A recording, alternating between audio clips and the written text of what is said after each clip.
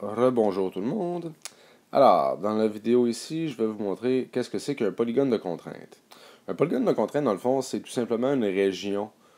Dans le fond, c'est la région de solution d'un système d'inéquation. On a vu à la section 1.2, c'était quoi un système d'inéquation, mais la région qui correspond à ça, on appelle ça un polygone de contrainte. Alors, vous avez vous avez deux types de polygones. On va avoir des polygones de contrainte qui sont fermés, des polygones de contrainte qui sont ouverts. Donc, en fait, on va dire les polygones qui sont bornés ou qui sont non bornés. Lorsque votre polygone est non borné, c'est-à-dire qu'il n'y a pas des frontières qui l'englobent partout. Donc, si par exemple, on regarde le polygone de contrainte ici, la région en jaune correspond à ma région solution. Vous remarquerez qu'il n'y a pas de frontières. Je vais le dessiner en rouge. Vous remarquerez qu'ici, dans le fond, là, il n'y a pas. Ça n'arrête pas là, ça continue vers l'infini. Donc, ici, cette région-là, ce polygone-là, on va dire qu'il est non borné. Par contre, si je regarde le premier, celui-là ici, j'ai des droites frontières partout. Ma région, elle est vraiment bien délimitée par un contour. Donc, cette région-là, ce polygone-là, on va dire qu'il est fermé ou borné, si vous préférez. À noter également que dans les polygones de contrainte, généralement, en fait, lorsqu'on a un système d'inéquation, vous allez avoir ce qu'on appelle les contraintes de positivité. Donc, la plupart des situations réelles vont impliquer des quantités qui sont supérieures à zéro. Par exemple, on veut observer le profit réalisé en fonction d'un nombre de tables et un nombre de chaises vendues. On ne vendra jamais moins 4 chaises. Ça fait pas de sens. D'accord? Donc, dans ces cas-là, généralement, on va avoir des contraintes de positivité. C'est-à-dire que X doit être plus grand ou égal à 0 et Y également va être plus grand ou égal à 0. Remarquez qu'il y a certains cas où c'est possible que les valeurs soient négatives.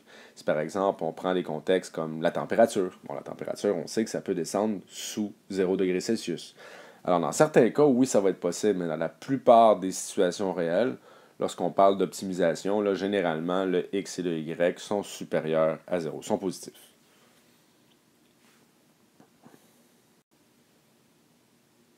L'utilité du polygone de contrainte, en fait, c'est pas juste de regarder le polygone et de se dire ah, tiens, c'est beau, on a une figure en deux dimensions. Non, il y a une utilité à ce polygone-là et il y a certaines informations qu'on doit aller en retirer. En fait, les informations qu'on doit retirer, ce sont les coordonnées des sommets du polygone de contrainte. Donc, pour être capable de retrouver les sommets d'un polygone de contrainte, vous devez connaître les droites frontières. Donc, si on prend l'exemple suivant, donc si on regarde le polygone ici, vous remarquerez qu'on a fait exprès pour marquer les équations de chacune des droites. Alors, première des choses, vous remarquerez que notre polygone de contrainte est délimité ici par, dans le fond, c'est un quadrilatère. Donc, notre polygone de contrainte est ici. On doit donc aller retrouver les coordonnées du sommet A, B, C et D.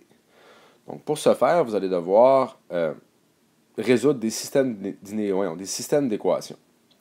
Alors, première des choses, si je prends par exemple le sommet A. Donc, le sommet A, ces inéquations, les inéquations qui correspondent, dans le fond, pourquoi j'ai tout le temps les inéquations? Les équations, pardon, qui correspondent au système d'équations sont les suivantes. C'est donc y est égal à x plus 3 et y est égal à moins 0,8x plus 14. Comment est-ce que je sais que c'est ces deux droites-là? En fait, les coordonnées du point A, dans le fond, c'est le point d'intersection de ces deux droites-là. Donc, si on regarde le point A ici, vous remarquerez que c'est cette droite-là et cette droite-là qui se croisent au point A. Donc, c'est donc le système d'équations qui est formé de ces deux droites-là qu'on va devoir résoudre. Alors, ici, on va aller résoudre notre système. On va y aller par comparaison, étant donné que j'ai y égale dans les deux cas. Donc, étant donné que les deux sont sous la forme fonctionnelle, on y va par comparaison. Je sais donc que x, donc ça c'est pour le sommet A, donc x plus 3 va être égal à moins 0,8x plus 14. Ce qui me donne donc 1,8x du côté gauche, qui est égal à... donc si je fais moins 3, qui est égal à 11. Il ne me restait plus qu'à prendre mon x, qui est égal à 11 divisé par 1,8. Et ça me donne précisément, on fois 5 neuvièmes, 55 neuvièmes.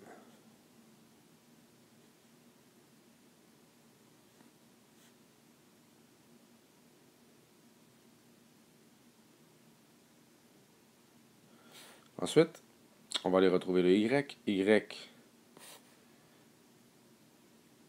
est égal à x plus 3,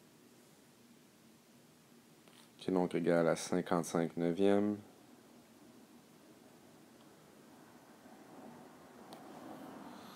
plus 3. Et 55 neuvièmes plus 3, ça me donne 27, 67, 82 neuvièmes. Qui est dans le fond environ égal à 9, si on arrondit au centième, ça va donner 9,11. Et pour le x, 55 neuvièmes, ça me donnait 6,11.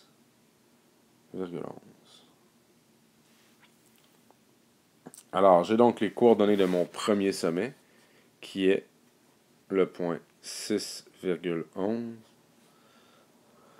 Bon, vous excusez mon écriture, là. Écrire sur un iPad, c'est vraiment pas évident. En tout cas, dans mon cas, peut-être pas pour vous. Alors, voici les coordonnées du point A.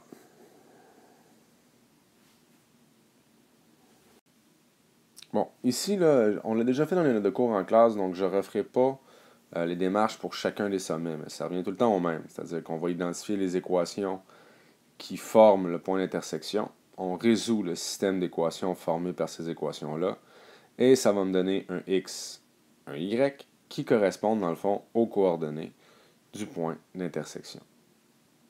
Alors voilà comment est-ce qu'on peut faire pour retrouver les sommets d'un polynôme de contrainte.